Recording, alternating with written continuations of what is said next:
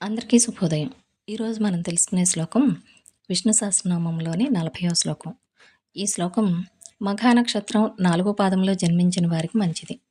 శ్లోకం విక్షరో రోహితో మార్గో హేతుర్దామోదర సహః మహీధరో మహాభాగో వేగవా నమితాశనః.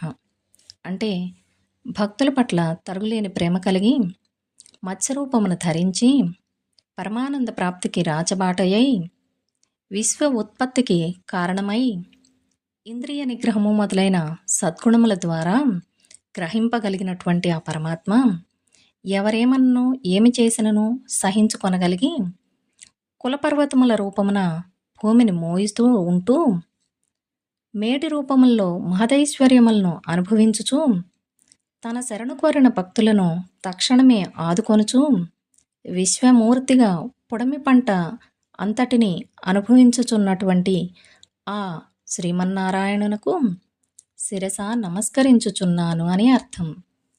విక్షరో రోహితో మార్గో హేతుర్దామోదర సహః మహీధరో మహాభాగో వేగవానమితాశనః.